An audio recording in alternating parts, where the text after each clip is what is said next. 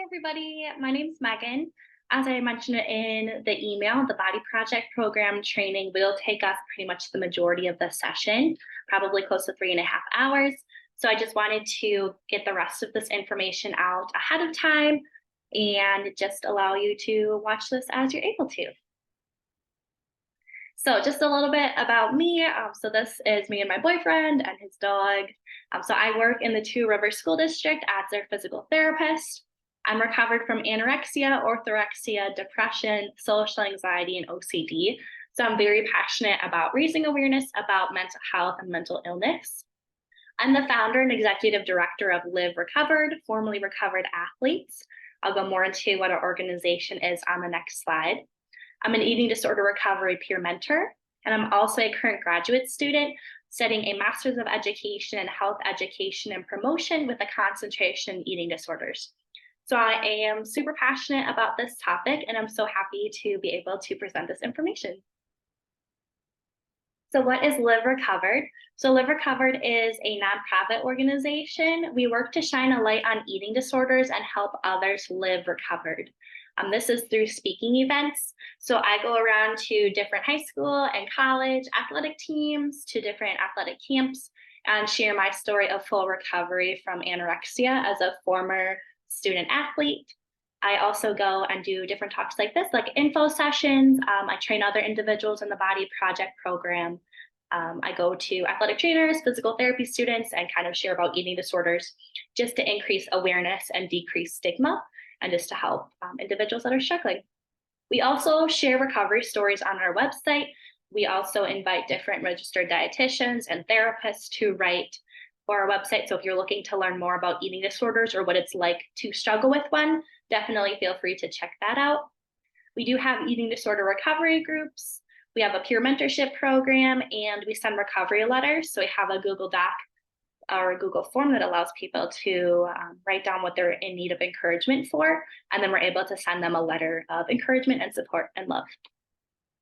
So that's just a little bit about our organization. Everything that we do is free, so we don't charge anything for any of our services, just because working in healthcare, I know that it's very expensive. So I want to make everything free so everyone has access to it. That cost is not a barrier, so we really rely on donations and grants.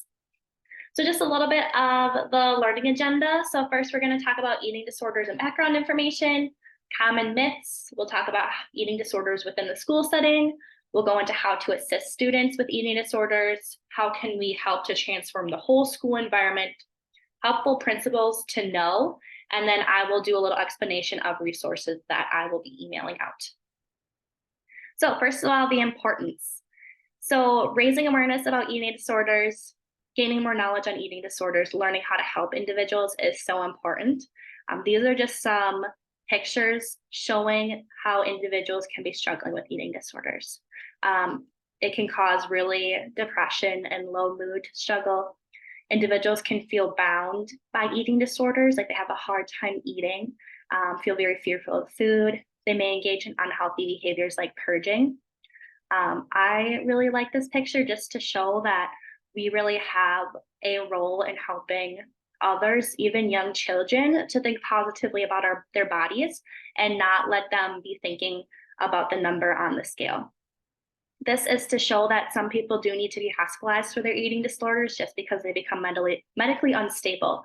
So really the purpose of this PowerPoint is not only to help those that are currently struggling, but to assist in prevention efforts, because if we can prevent people from getting to this place, that would be really awesome. And here are just a few more pictures just to demonstrate that people may be struggling really deeply with the number on the scale, with just feeling very lost and just anxious, having to go to treatment and having a hard time with that, being bound by numbers or their body weight and size, just feeling very trapped. So that's the part of the importance of this topic, is there's a lot of individuals struggling and we have the power to help them. So more on the importance, so body image. So a significant number of preteens and teens are struggling with body image and unhealthy behaviors with food. 95% of all eating disorders begin between the ages of 12 to 25 years old. So really these middle school and high school years, these individuals are at a higher risk of eating disorders. And negative body image can really cause many negative effects. Eating disorders, disordered eating, suicidal ideation, self-harm, depression, and other mood disorders. So the Body Project program is awesome. It helps individuals struggling with body image to help improve their body image and challenge the thin ideal.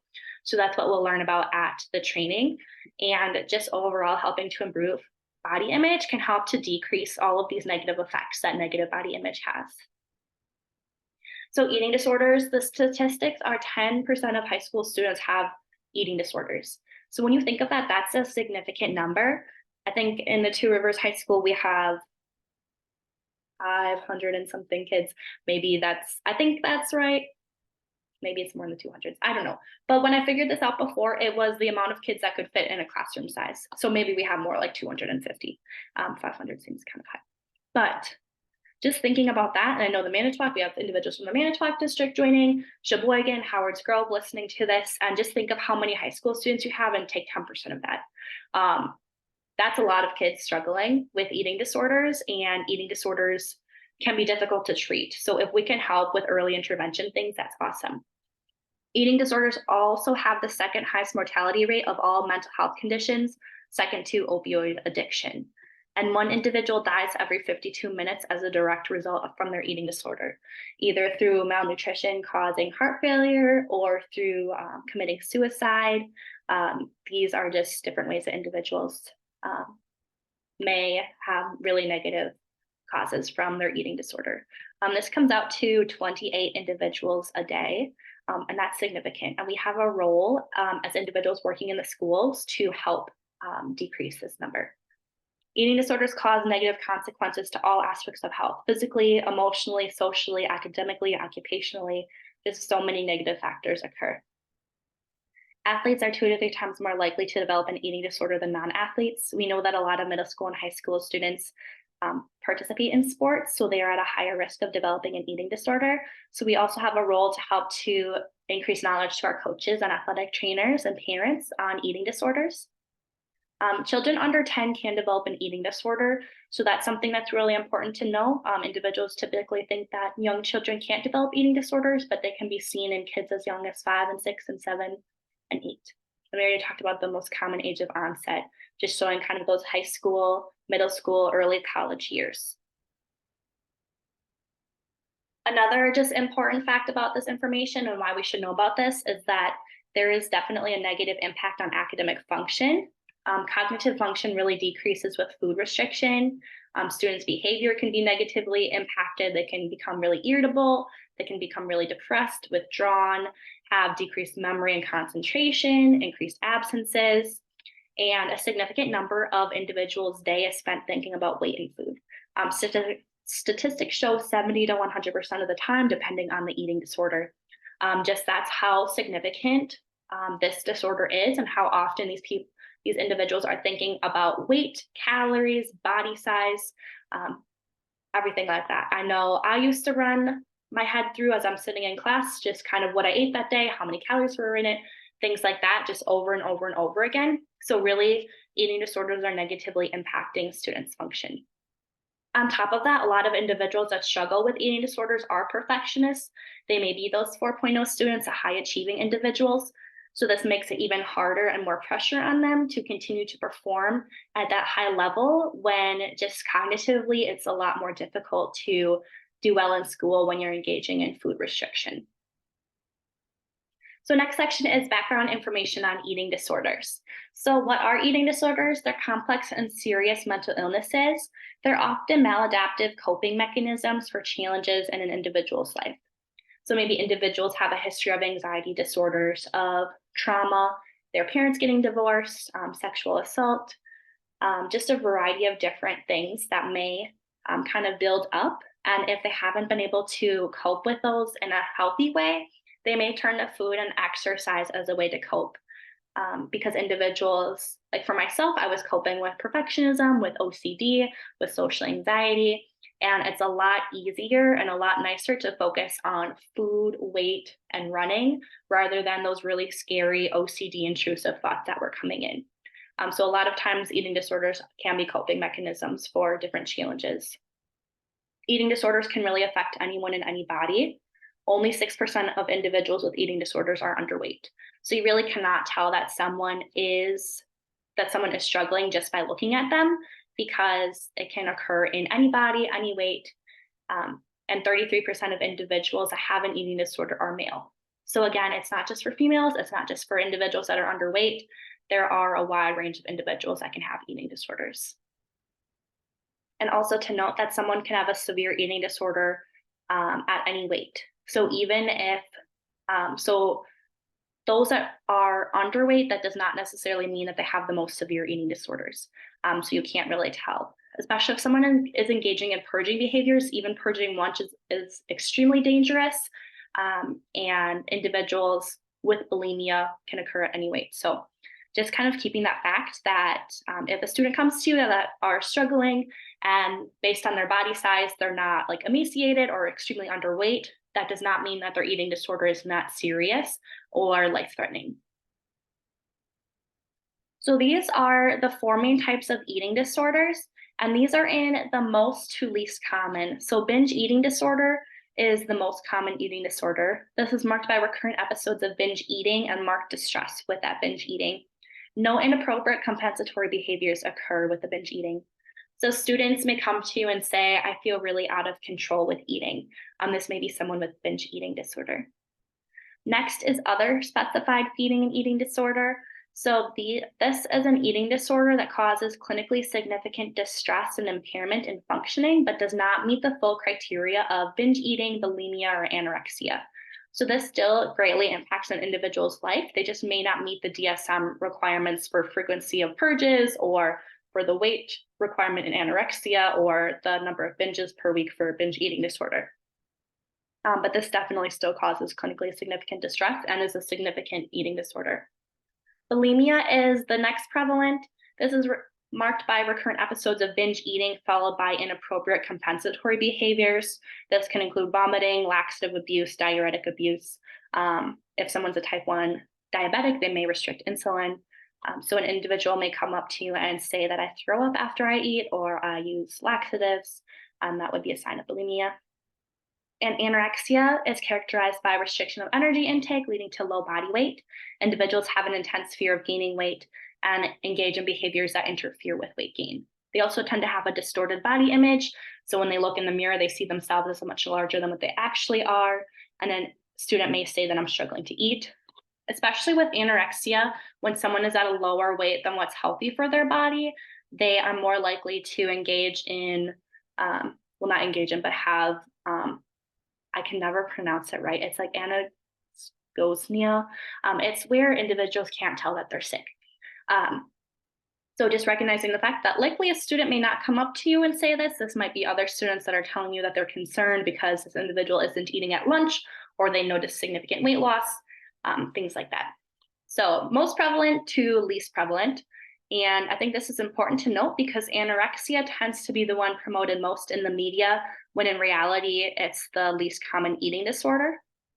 And this also goes back to the fact that only 6% of individuals with eating disorders are underweight. So you really can't tell that they have an eating disorder based on their body size. Additional eating disorders. So pica is where individuals eat non-food substances. ARFED is avoidant and restrictive feeding and eating disorder. I don't think I got the abbreviation correct, but it's where individuals have malnutrition due to concerns such as vomiting, choking, or sensory concerns. And then we have unspecified feeding or eating disorder. This is typically given if someone goes to the ER and they're not able to specify what type right away, or they're just not able to look into the specific eating disorder. ARFID specifically stands for avoidant restrictive food intake disorder, so it's close.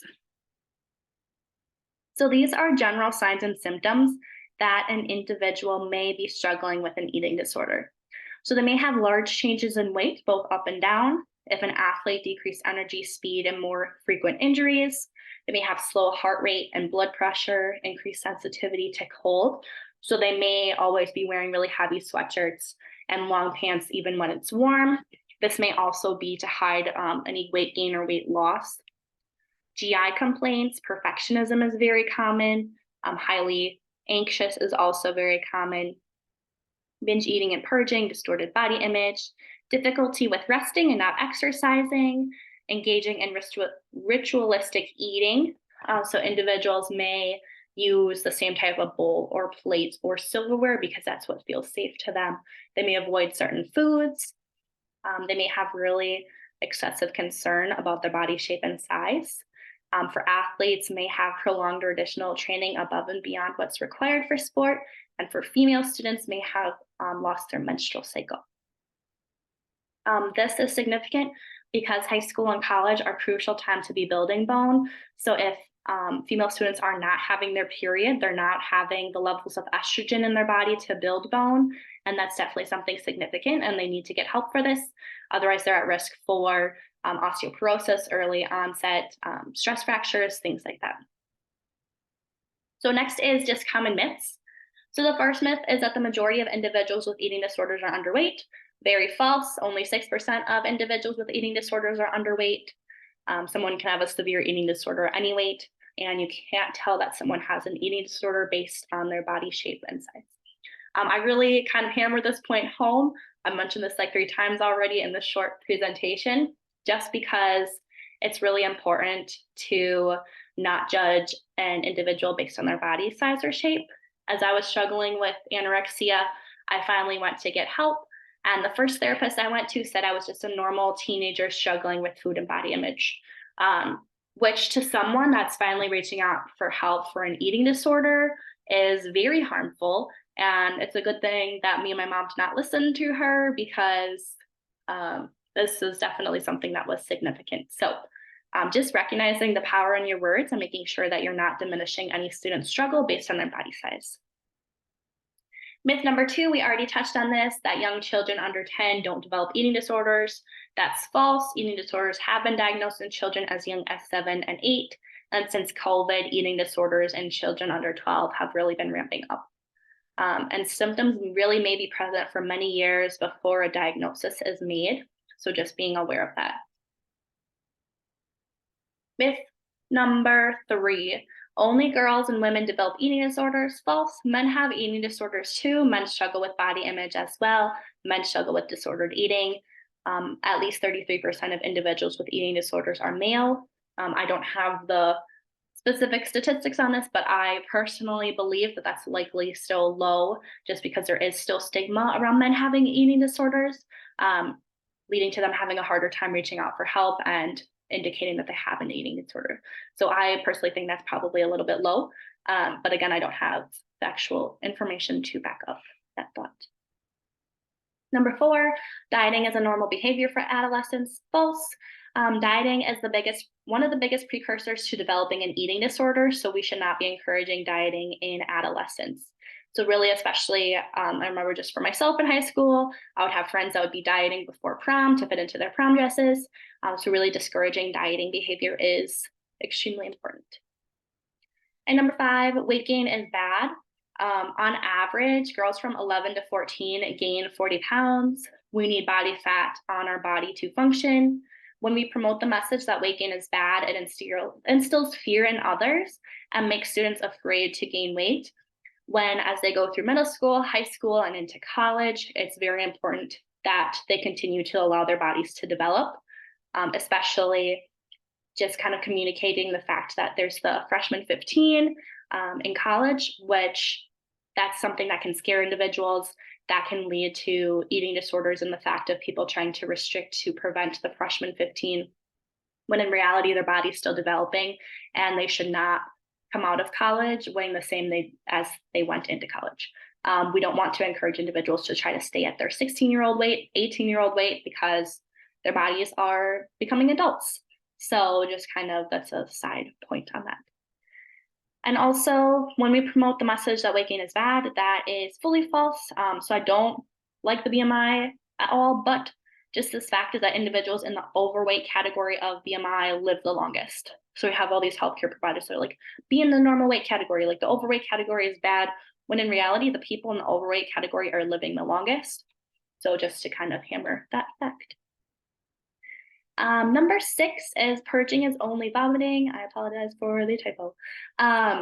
Purging can also include laxative abuse, diet pill abuse, excessive exercising, insulin abuse, and vomiting. So purging is not only vomiting, there are other forms of purging as well. So what is it like to struggle with an eating disorder? I'm just going to briefly share my story just so if you haven't had the chance to work with students with eating disorders or kind of hear firsthand someone's story, you can kind of get a better picture. So in terms of my story, my struggles emerged in high school. I started running cross country and track at my high school. I went to West Bend East, down near Milwaukee, and I surprised myself with how fast I ran on the team. And I started to feel pressure to maintain my place on the team. I started to really become isolated and experience low self-worth from my drive for perfection. I had been struggling with body image concerns for years. I remember in middle school being very uncomfortable with my body, thinking my body was too large, that I needed to change it, constantly comparing my body to my friends, other students. So that just continued to compound because I received no information on how to have positive body image, how to love and accept and embrace the body that I was given. So I'm going into high school with perfectionism, social anxiety, generalized anxiety, body image concerns, type A personality, really all high risk factors for developing an eating disorder. Add into that distance running was really kind of the perfect storm to develop that. So as I went through high school, just kind of having those intense pressures to maintain my place as the fastest on the team, to try to seek some acceptance from other individuals and try to have my body be perfect. I started to struggle with something called orthorexia. Now, orthorexia is not in the DSM, but it is disordered eating behavior where an individual is very focused on healthy eating. I use healthy eating in air quotes now because I don't refer to food as healthy or unhealthy, good or bad, but I refer to foods as all foods can fit. Anyway, during that time, I was very focused on healthy eating. So foods that stereotypically society indicates as healthy. This may not seem like an issue, but in fact, individuals with orthorexia can start to restrict their food so intensely that they only have a handful of foods that are safe to them, which then that can lead to nutrition deficiencies just as they're not able to eat a wide range of food. Also, orthorexia commonly occurs with anorexia, so individuals may slip into now restricting what they're eating because now nothing is safe for them to eat. So this definitely has OCD-like characteristics to it. For me, this made it very hard to go to pasta parties, to go out with friends, to go to family parties, just because I was very afraid of food. So really, we focused on the negative impact, and my life was very negatively impacted by orthorexia. So as I went to college, my struggle worsened. So as we talk about all of those factors coming in, the social anxiety, the perfectionism, the highly anxious type A personality, body image struggles, orthorexia, being a distance runner, all of those kind of risk factors coming in, now going to college and having this big transition, not having very good coping tools, having suspected ADHD as well, and not having good like problem solving abilities. Going to college was very difficult for me. I went to Carroll, so it was only about an hour from my parents, but really, excuse me.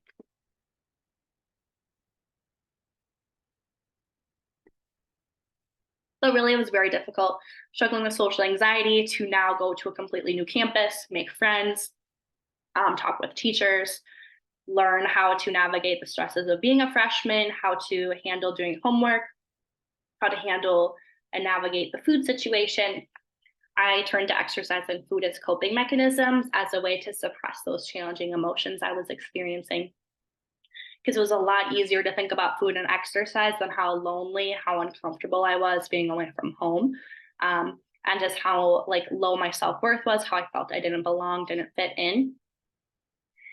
So to me, this time was normal though. As I said before, individuals tend to not know that they're struggling, especially if they're underweight. So to me, it was normal to be really isolated, to think almost exclusively of calories, running, and my weight, to be isolated from my team, to just be so focused on my grades and running. That was pretty much my whole life. I didn't have time for friends, didn't have time for fun really. It was all school, running, sleep, repeat, which is no way to live. So, but that's just kind of how my brain had been for years. So to me, it seemed normal. So during college, my mental health continued to worsen. So I started to struggle with OCD. My social anxiety was really rampant. Generalized anxiety was quite high, and I started to become depressed. So this is kind of what helped my healing journey, which I think this can be helpful if you have any students that are struggling. My story kind of relates athletics just because that was a really big contributor to my eating disorder. So my college coach ended up sharing a recovery story with me. He had seen signs of me that I was struggling, just being very like packing food, not being able to eat the same food that everyone else was. I took a couple of weeks off of running right before the season just because my parents made me. I was standing in the driveway crying because I desperately wanted a break from running. I desperately wanted to stop. My body was tired, my mind was tired, my soul was tired. But the eating disorder voice, I can explain more about that, was just kind of yelling at me that like if I don't run, like all of these bad things are happen, like my body will change, my running will be bad, I won't be as fast, like I'll lose my self-worth, things like that. Just an aside, a lot of times in the eating disorder world, the eating disorder is referred to the eating disorder voice, like eating disorder voice versus healthy voice. So the eating disorder voice is one that makes negative comments on body and self and food and exercise and really working to find that healthy self. So to me, after reading that recovery story, that was something that was really eye-opening to me because now I saw my behaviors and thoughts as unhealthy. Just really relating to how this individual, her name's Megan O'Grady, I'm still in touch with her today. So she's great, but just seeing how like she viewed running and her body and exercise and how she was compelled to run and how she felt that her self-worth was from running and she didn't know who she was as a person outside of running, and just doing unhealthy behaviors with food. That definitely led me to see my behaviors and thoughts as unhealthy. I had started to suspect a little bit at that time just because I hadn't had my period for a while. I knew that that was really bad for my bone density and my health. And being super focused on my health, trying to do everything to be healthy, that was a focus of mine. So this is kind of what started my recovery journey. For me, that included seeing an outpatient therapist and dietitian. As I said, that first therapist I went to said I was a normal teenage girl struggling with body image and weight, which definitely was not very helpful. So that's what started my recovery journey. I ended up switching to someone that was more experienced in eating disorders just because the individual I saw didn't have much training on that. I ended up going to the Ready Clinic in Wauwatosa, which is now no longer exists, but that was an eating disorder specific clinic and it just really worked on weekly therapy. They had support groups. I went to that, eventually went to an intensive outpatient program for quite a while just to really work on challenging those thoughts and behaviors. What really helped was getting to the root cause of my eating disorder, which was low self-worth. I had issues with social anxiety, OCD.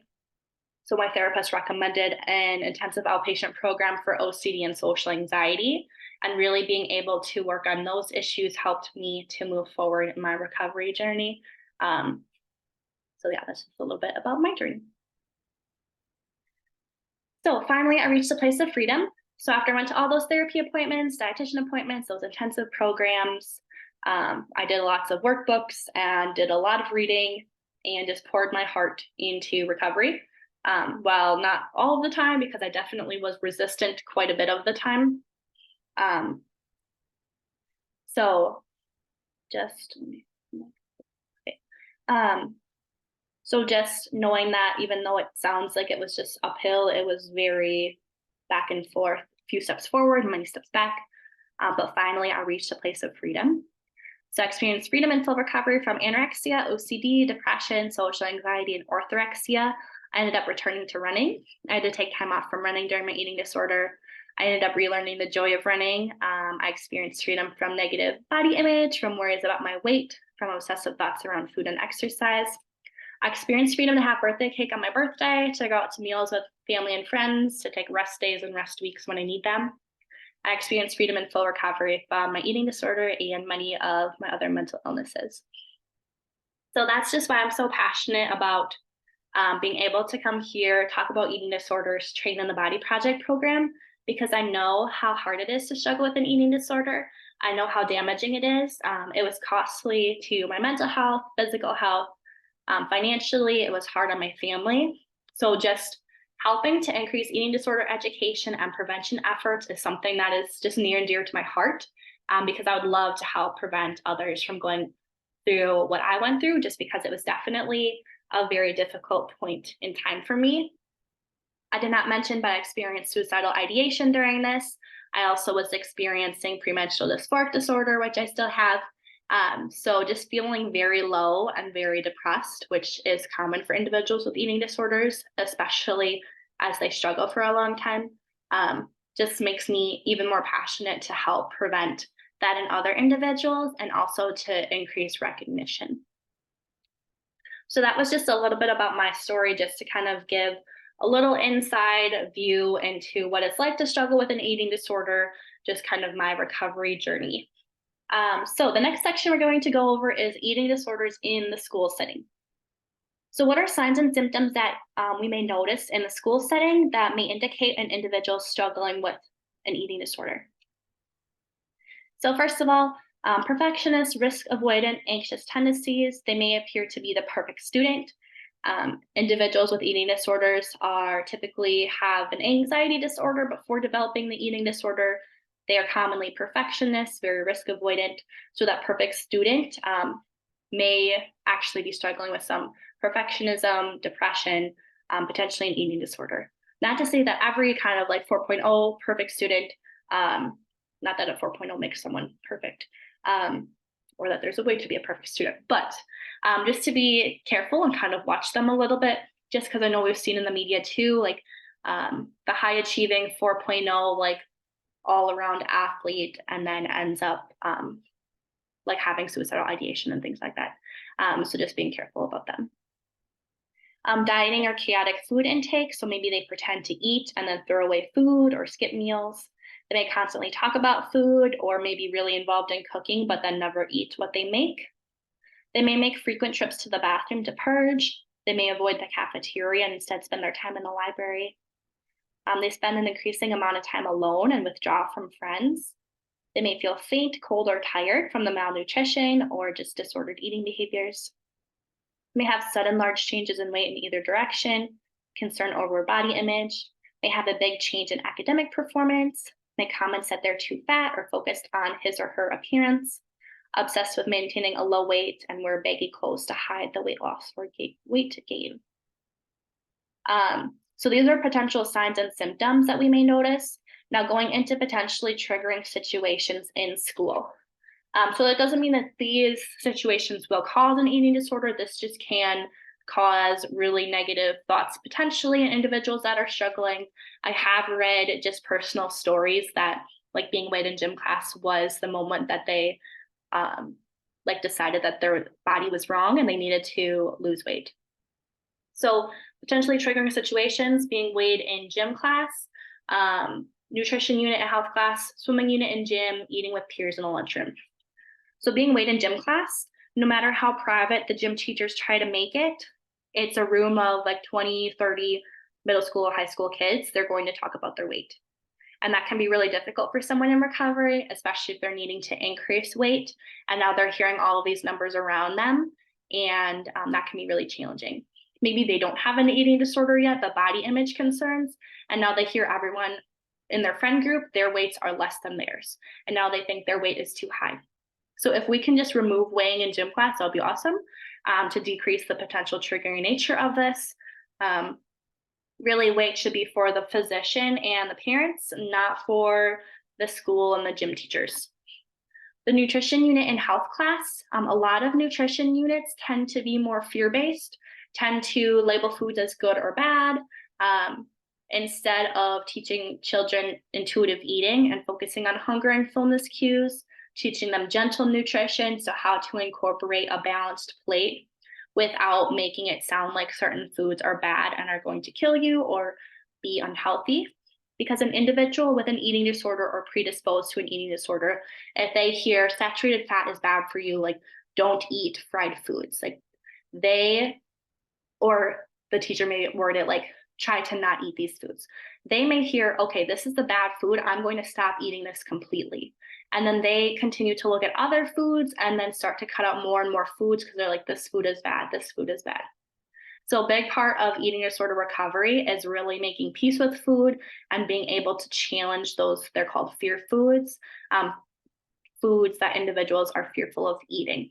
So if you have a student struggling in their nutrition class, and now the health teacher is, or nutrition unit health class, and the health teacher is like, don't eat this, only eat fruits and vegetables, like things like that.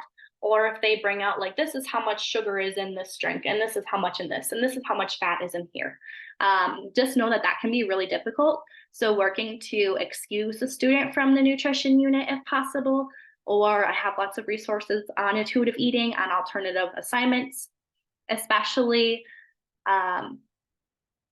calorie counting assignments, very harmful, not helpful. Calorie counts are not very accurate. There's a huge margin of discrepancy that can occur, and our bodies are not calculators, so we can't look at a calculation online and know that is true for us.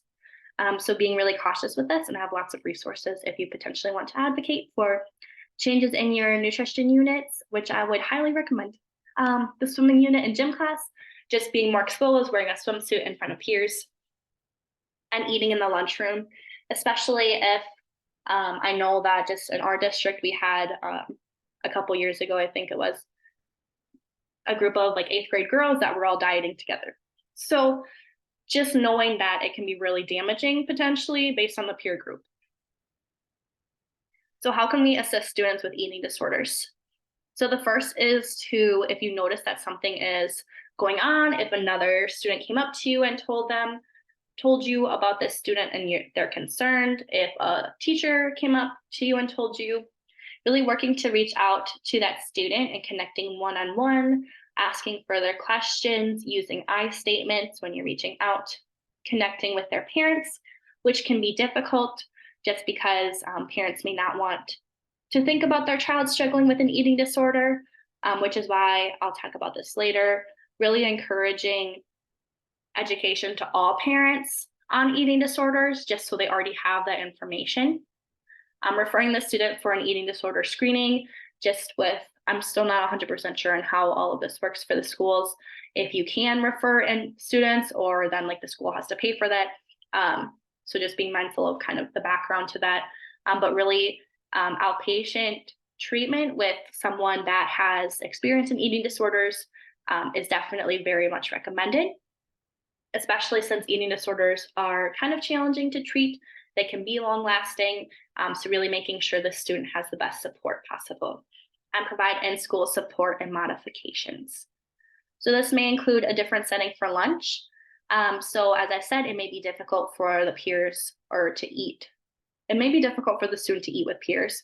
So providing a different space for them to eat. They may need to be monitored too, to not engage in restrictive behaviors.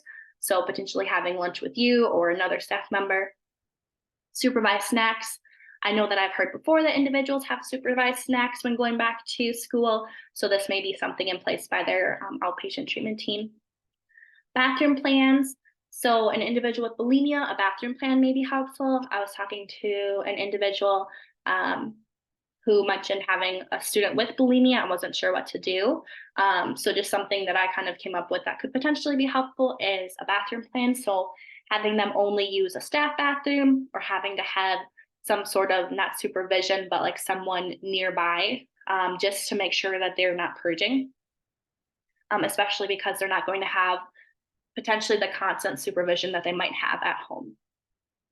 Excused from certain units and topics, again, calorie counting assignments, categorizing food as good or bad, being weighed in gym class, swimming, potentially gym class altogether if the individual is still significantly underweight, and gym class would be just individuals with eating disorders can use exercise in a negative way. So they may use gym class as a way to get an exercise when they may actually not be able to exercise, just based on recommendations from providers.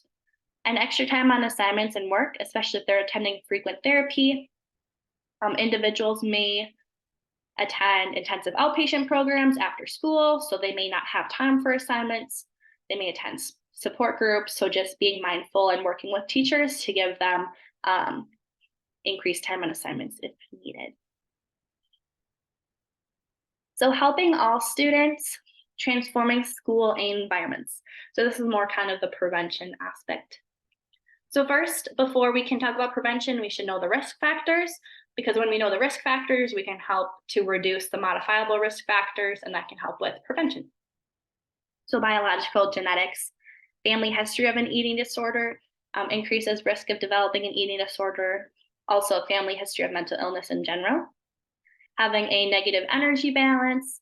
So this can be common in like distance runners and individuals engaging in sport. Type 1 diabetes, individuals, it's called diabulimia. Individuals may restrict insulin to help with weight loss when that's very dangerous because it really affects their blood sugar. So psychological, perfectionism, risk avoidant, high achieving, type A personality, body image dissatisfaction, rigidity in thinking and behaviors are all psychological risk factors. Social risk factors include a history of trauma, bullying or weight stigma, poor social support, internalization of the appearance ideal, body image dissatisfaction. So these last two will really hit during the body project training. Others are participating in athletics, especially sports emphasizing leanness, like running, gymnastics, things like that, wrestling with the emphasis on weight, which if you think would be helpful, I do talks to athletic teams, so feel free to reach out. I'll be happy to speak to any teams on eating disorders. Negative team atmosphere, times of transition can be very big, transitioning from high school to college, transitioning to a higher level of sport, transitioning from college to after college. Those can all kind of be times, or going through divorce, which is kind of related to trauma. So prevention, we can help to change modifiable risk factors. So this can include media literacy, so helping students to understand that what they see on social media is not true, that they can't tell someone's health based on their appearance. There's a lot of fitness things going around currently, and a lot of individuals think that fit has a look when you can't tell someone is physically fit based on their appearance. Because the individual may be engaging in an exercise addiction, very severe food restriction. So while society may deem them as looking fit, in reality, they're not fit or healthy at all. And someone can be fit at a wide range of sizes. Fit is more based on behaviors and kind of inside rather than what the outward appearance looks like. Body image improvement tools, so helping students to improve their body image. As we learned from one of the very first slide, body image has such negative effects like self-harm, depression, disordered eating, eating disorders. So really, if we can help students to improve their body image, giving them tools during social emotional learning, that can be really important. There's a lot of body image improvement tools just by like Googling different like middle school body image improvement, high school body image improvement. But I can also talk about some of those and include some just because for body image improvement, we want to focus on what bodies do rather than how they look. That's definitely one tool, focusing on positives, things like that. Teaching self-compassion, especially since perfectionism is a strong risk factor, helping students to be compassionate to themselves, accepting and kind to themselves when they make mistakes. Really having a strong anti-bullying policy, especially against appearance-related bullying. I was a middle school track coach. I'm going into my third year in the Two Rivers district. During my first year in the district, I was, and just the amount of appearance-related bullying is just insane. And students laugh it off, but we really don't know how much that's affecting them. So really having strong anti-bullying policies. So education. So educating healthy relationships with food and body image in middle school students. I do have a PowerPoint on this, so I can link that too in the email. But this looks like helping them to gently, I don't want to say this, helping them to look at food as not good or bad, helping them to know that they can eat all types of foods, helping them to learn how to make a balanced meal, carbs, proteins, fats, things like that, and helping them to improve their body image. And then educating on eating disorders for high school age and older. High school, there are different toolkits that show that high school students can be educated on eating disorders. This can help them to see signs and symptoms in themselves or in other students. Educating teachers and coaches on eating disorders. I even developed stuff for the elementary school staff in our district on not labeling foods as good or bad, just because that can set children up for a negative relationship with food, for binging and restricting behaviors. So really all teachers can learn about this. And I do have resource pages for elementary, middle, and high school that I can send coaches, especially because they spend more time with the athletes. They're with them more frequently. They may be able to see like during pasta parties, meals with the team, kind of the students' behaviors. The students may open up to them more just because typically it's the same coach for many years. So really making sure that coaches know about eating disorders and at least have access to a resource page on them. Promotion of intuitive eating principles, which we'll get into later. Societal, so advocating for improved recognition and detection, helping to create policies to incorporate eating disorder education and prevention activities. So really helping to transform your district to making sure that they are educating on body image, that they're talking about intuitive eating, that they're teaching high schoolers about eating disorders, that there's resources available for them. Also, another form of prevention is just looking into ourselves and taking a look at our own thoughts and feelings and biases and recognizing the power of our own words. So thinking about if you have any biases or negative thoughts. Do you have a weight bias? Do you have beliefs about people in larger body sizes? Are you currently dieting? The truth is that 95% of all diets fail, and our students are very, attentive. They notice a lot of things. Even things I don't notice, like walking into a gym, one light is slightly different. And they're like, oh my gosh, the light's different.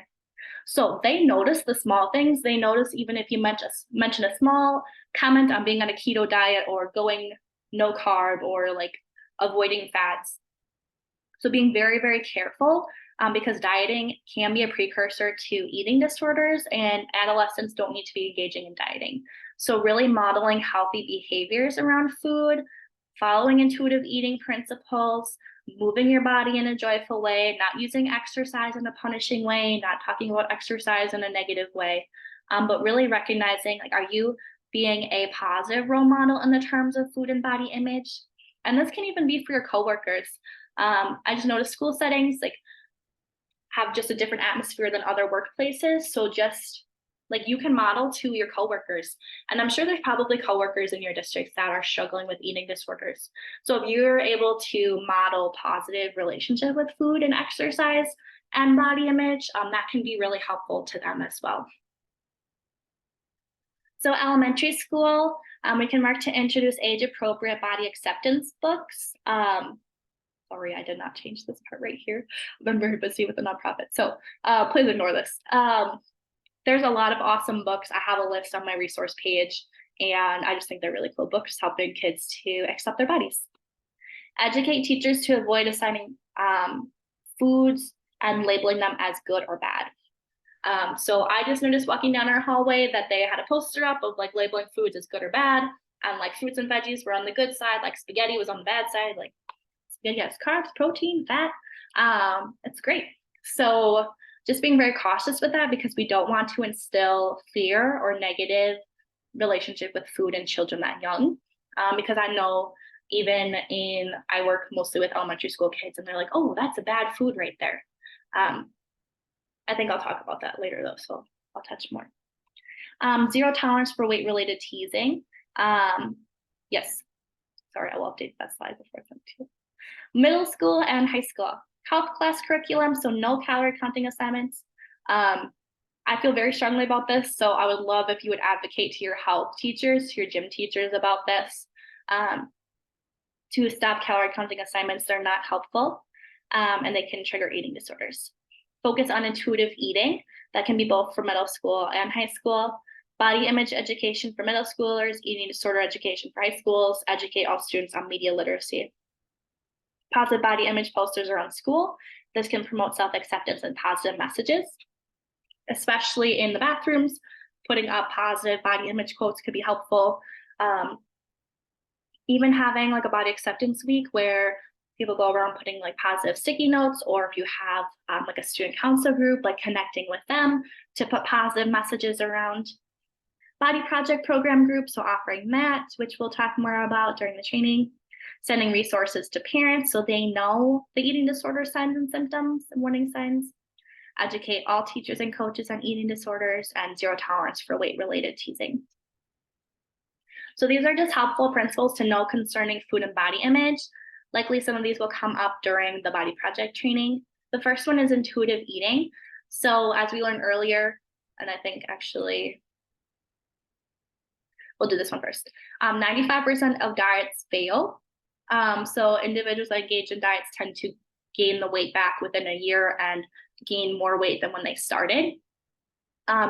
Really, dieting lowers our metabolism. So then it's just lowered. And then as we get off of the diet, now we have a lower metabolism. We're going back to our normal amount of food, and now we're gaining more weight because our metabolism is slowed. Dieting causes stress to our body because our body thinks it's kind of in starvation, and it just really causes negative patterns and beliefs around food. So solution, mindful eating and intuitive eating. So really focusing on being present while eating. Sorry, that's my cat. Focusing on wellness, not weight, in positive behaviors rather than dieting behaviors. Focusing again on the hunger and fullness cues, practicing self-acceptance. Which brings us to intuitive eating, which is a non-diet approach to eating. There's 10 different principles. The first is to reject the diet mentality. So rejecting that we need to be a certain weight or a certain size, honoring our hunger, making peace with food. So not labeling food as good or bad. So if you think about it, think back to when you're a child. If your parents told you not to do something, there was likely probably a strong part of you that was like, I want to do it because you told me I can't. When we think of food as good or bad, now we're like, okay, we're going to avoid the bad food for as long as possible. But like, oh, now that I can have it, I'm going to eat a lot of it. And then I'm going to not eat it again. So it kind of goes through a binge and restrict cycle. When we call foods good or bad, and we try to avoid those bad foods, the cravings get very intense. And all of a sudden we're like, now eating a ton of cookies when we could have ate one cookie if we allowed us to have that every single day. So really working to make peace with food. And the fact is that that's not going to have us go overboard when we're focusing on our hunger and fullness. When we're making peace with food, we make decisions on nutrition based on how our body feels. So maybe it doesn't feel so good to eat a certain type of food. So then instead we might go to, I try to be very general. I don't want to use like certain foods as an example, but we just think of foods that kind of make our body feel good, that gives us energy and nourishment. And then we think of like fun foods too that are really delicious, but maybe they don't make our bodies feel as good or like satiate our hunger as long. So really kind of that's honoring gentle nutrition too. Challenging the food police. So just kind of different things that say this is a bad food, only eat these foods. Discover the satisfaction factor. So really there's brain chemistry that shows that we can trust what our body wants to eat and how it was designed. So just recognizing that because you're craving chocolate, that does not mean that you are actually craving like chicken breast and all this. Like we can trust what our body's telling us. Feeling our fullness, so recognizing the feelings of fullness. Coping with emotions with kindness. Learning positive coping tools, because when we don't, we might turn to food and restrict. If we're feeling really anxious, we may turn to food and overeat. Respecting our body, our energy levels. Exercising and feeling the difference. So exercising not to change our appearance or to change our bodies, but for just how it makes us feel, how it helps our mental health, how we can be stronger. And honor our health with gentle nutrition. So just taking into account nutrition principles, such as like if someone's hungry and they're craving chips, but they know like, oh, I'm not going to be very full if I just eat chips. Maybe adding some string cheese to that just for a little protein to keep them full for longer.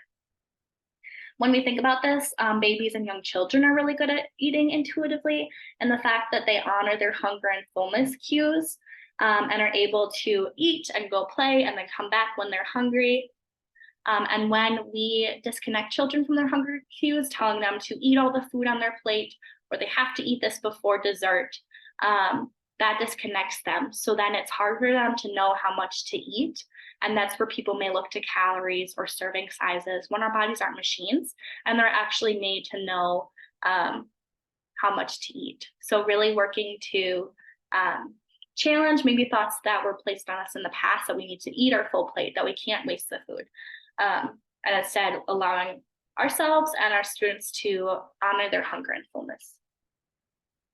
Body neutrality, this is a great way to promote improvement in body image. So body neutrality really focuses on what our bodies can do rather than how they look. So body positivity talks about loving ourselves and all parts of ourselves. That can be hard for some people, but everyone can engage in body neutrality. So really focusing on what our bodies can do rather than how they look. And I have an awesome guided meditation, which I will also link. I'll try to remember all these things that I'm sharing. Just going, and it's a body scan from head to toes, and it is focusing on what our body can do. So focusing on how our eyes can see the sunrise, how our ears can hear the voices of our loved ones, how our arms can give hugs, how our legs can carry us around the world. Things like that to help us improve our body image from shifting the focus from what our body looks like to what it does. Health at every size. So health at every size has 5 principles: weight inclusivity, health enhancement, respectful care, eating for well-being, life enhancement movement. So the premise of health at every size is that someone can be healthy at a wide range of sizes. This helps to challenge fat phobia, fat stigma, weight stigma, and healthcare. Just showing that individuals, it's more on health behaviors and health than body size. So really shifting the focus of being able to think that you can look at someone and see their health to knowing that health is more than what someone looks like. Being mindful of the way that you speak, as we talked about before, really the way you speak about your body, about food, about exercise impacts those around you. I really like this quote: our words have power, they impact others, but they also impact us. So they not only impact others, but if you're constantly talking negatively about your body or looking at food in an unhelpful way, that's really negatively impacting you as well. Already talked about this. Set point theory is another important thing to talk about. So set point theory says that our bodies have a specific set point weight that they like to be at. Just like we have a temperature that our body likes to be at, a blood sugar range our body likes to be at, a pH our body likes to be at, there's a weight that our body is healthy at. And when we engage in starvation, when we decrease our food intake, our metabolism decreases and hunger increases. That's why people have a hard time maintaining weight loss, because also our bodies want to stay at the weight that they are. And then if we are overeating, our metabolism increases and hunger decreases. Now, of course, this also doesn't take into account like when someone is consistently denying their hunger and fullness cues and like consistently eating well past fullness, or consistently restricting what they're eating, like someone with anorexia, their body's not going to take them back to their set point weight. They're going to hang out around here. And someone that's consistently overeating and are having a hard time coming in check with their fullness cues may be at a higher weight than what their body is wanting to be at. So just kind of knowing this theory that our bodies want to be at a certain weight. And we can see that too, like if we start to lose weight and then we kind of feel really fuzzy or have it less energy, and then we're extra hungry, thinking about food more, our body's trying to get us back to this. And if we're kind of eating more than usual, or like if we go on vacation or things like that, maybe our body is now wanting to move more and things to get us to this weight. So just recognizing that our bodies are really smart and there's a weight they like to be at, which is individual to everyone. So we can't use like a calculator and put in your height and all this. It's really dependent. Weight is highly dependent on genetics, family history. So your body is should be very similar to your family's bodies. BMI is inaccurate and unhelpful. Very dislike BMI. It was created in the 1800s by a European statistician, supposed to be for population health, and now for white European male population health, and now it's being used for individual health of all different types of people. So really, it's unhelpful, does not take into account muscle mass, does not take into account health behaviors. And this is a chart from a dietitian, and she had the actual classification. So really under 18.5 is the greatest health risk. This is 30% of people are unhealthy in this group, even though this is the normal weight category. This is the overweight category, but has the lowest death rate, and individuals over 30 BMI, 30% are healthy. So just recognizing that BMI is really not a great accurate indicator of health. Further reading, awesome, we're almost done. The NEDA Teachers Toolkit is a great toolkit. I got a lot of the information from there on how to support students in schools, more specific signs and symptoms and things like that. There's also some other great books that I can recommend too. Carolyn Costin has quite a few. 8 Keys to Recovering from an Eating Disorder, which is the Eating Disorder Source Book, which are all really good ones, especially if you have a student with an eating disorder. I can also recommend other ones, as this PowerPoint was more kind of general eating disorder. How can we help prevent? How can we generally help support? I did not really include specific therapy interventions just because I'm not qualified in educating on that because I'm not a therapist. But I thank you all for watching this video. I'm going to include a little optional quiz. Actually, I would really encourage you to do it just because if you can do that before we meet, that would be awesome. So I can see if there's any questions that you guys still have that I can cover on, or if there's any topics that are still a little bit fuzzy that I can briefly talk about. But I wanted to do this PowerPoint just because I know that the Body Project training will take us a while and there'll be discussion and questions. So I wanted to make sure we had ample time, and I didn't want to hold you all past the 4-hour time commitment. So this is my contact information. Feel free to reach out if you have any questions. I run our Instagram and email, so feel free to email there. You can email my school email. And feel free to check out our website and just learn more about our organization. So those are the references. I'm going to stop sharing. So I'm going to send some more resources along with this video. I will send the stuff that I had developed for the Two Rivers District for elementary teachers, middle school teachers, high school teachers. I'll include information on not weighing students in gym class, stopping calorie counting assignments. I'll just throw a bunch of resources in there. If you have questions on some of them, let me know. I love information. I love eating disorders, learning about them. So if it's too much, please reach out and I can personally explain. I can also touch on them at the training next week. So thank you all for watching this video, and I'm so excited to meet you in person next week. Bye, everybody.